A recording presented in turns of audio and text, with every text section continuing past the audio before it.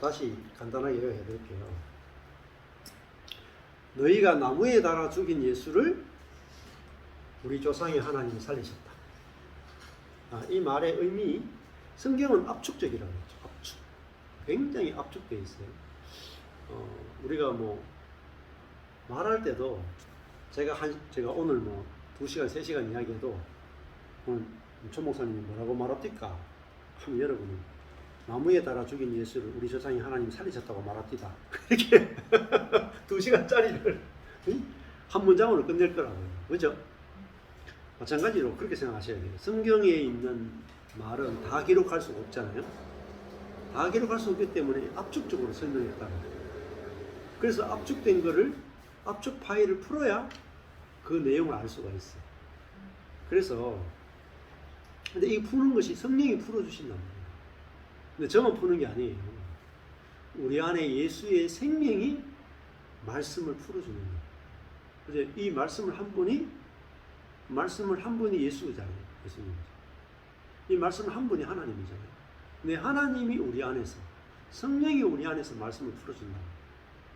그 성령이 없이 어떻게 되겠어요? 아무것도 안 돼요. 성령이 있으면 다 돼요. 또. 그러니까 나무에 달아 죽였다 하는 말은 절대로 참 선지자가 될 수 없고 참 메시아가 될 수 없다.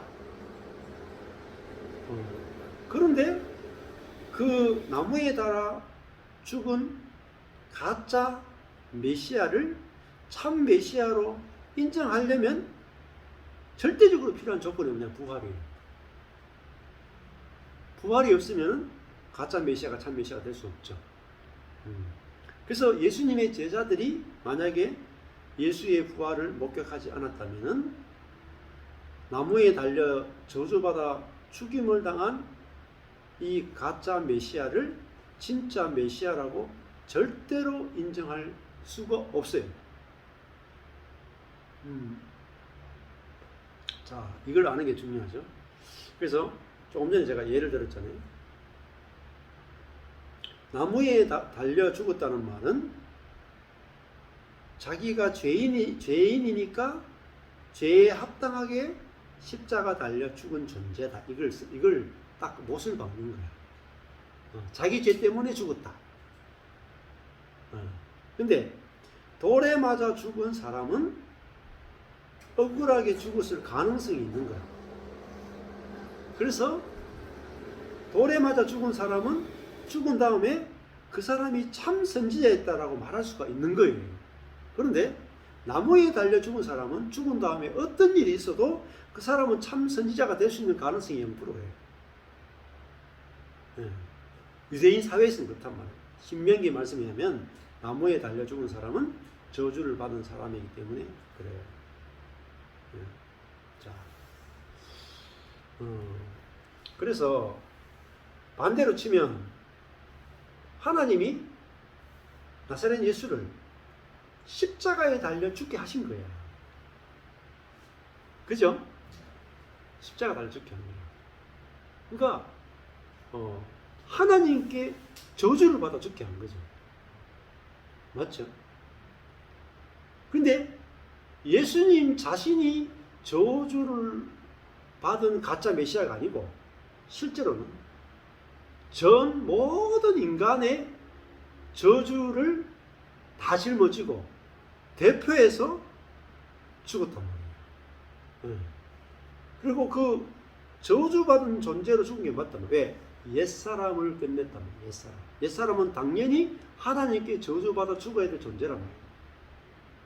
그래서 예수님은 모든 옛사람은 자기의 죄 때문에 저주를 받아서 나무에 달아 죽어야 되는 존재임을 보여준 게 십자가 사건이에요. 근데 유대인들은 예수의 죄 때문에 죽었지 우리는 죄 없다 이렇게 생각합니다. 그래서 십자가를 우리가 더 깊이 알아가는 거예요. 왜 나무에 달려 죽었는가. 자, 그리고 그 나무에 달아 죽임을 당했는데 그 나무가 사실은 십자가잖아요. 십자가. 근데 그게 사실은 이 나무가 우리를 살리는 생명의 나무다. 에덴 동산에 보면 생명의 나무. 우리를 살려내는 나무죠. 십자가는 우리를 끝내고, 선악의 나무를 끝내고 생명의 나무로 이제 우리에게 다가오는 게 이 십자가다.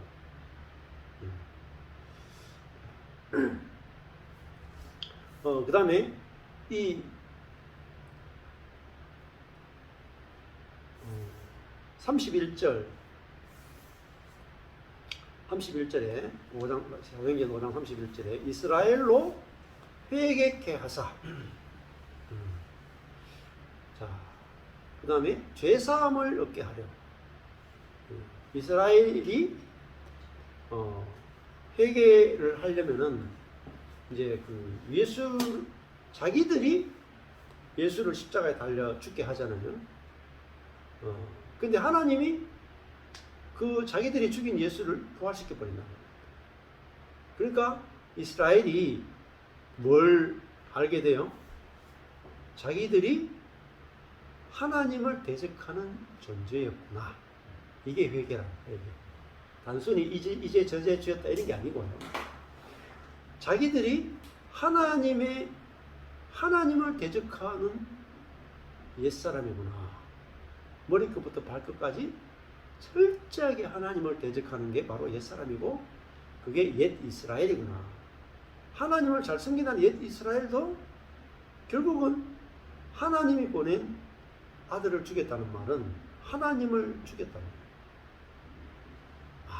거예요. 하나님을 대적하는 옛사람. 그러니까 옛사람은 어떻게 돼요? 십자가에 저주받고 완전히 끝나야 되는 그거를 보여주는 거죠. 자, 그를 오른손으로 높이사. 오른손으로 높이사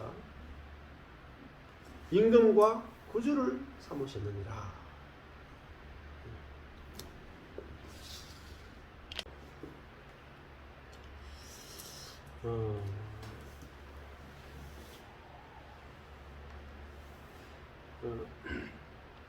이스라엘을 회개케 하사 죄 사함을 얻게 하려고, 그런 것은 죄로부터 석방을 받게 하려고 그를 오른손으로 높이사 예수를 저주받은 가짜 메시아에서 부활시키시고, 그 다음에 여기에 살리시고가 부활이에요.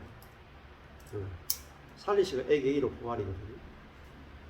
그 다음에 오른손으로 높이사 하는 것은 성천이에요. 성천. 하늘에 오르는, 하늘에. 임금과 하는 것은 창시자, 통치자, 인도자, 머리가 되게, 아르케고스라는 말, 머리가 되게 하셨다. 그리고 구주를 삼으셨다.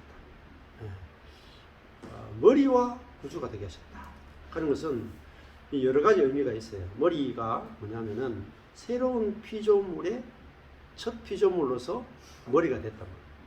교회의 머리가 됐고, 그런 의미가 있고, 그 다음에 다 통치한다 이런 뜻이 있어요.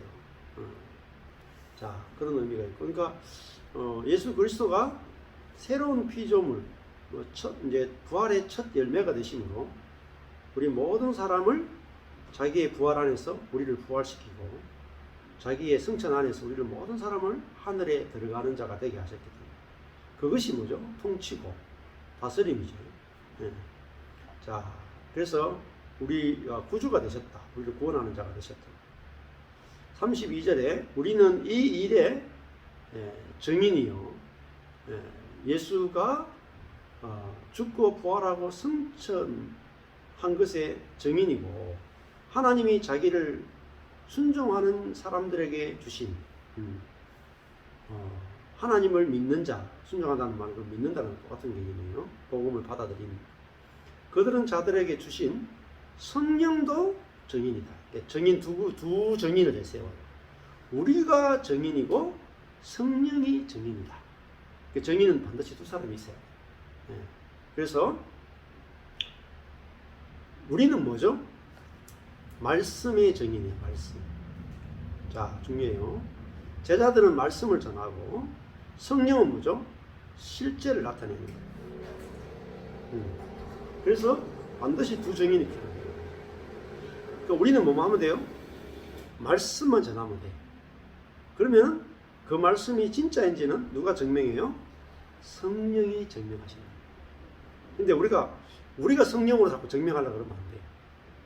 근데 우리는 복음의 말씀, 진리의 말씀을 전하기만 하면은 성령께서 그것을 실제가 되게 해주신다. 그래서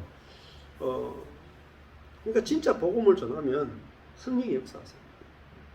왜냐하면 성령이 기뻐하시는 말씀을 전하면 당연히 성령께서 그거를 실제가 되게 해주시는 거예요. 근데 왜 실제가 없느냐?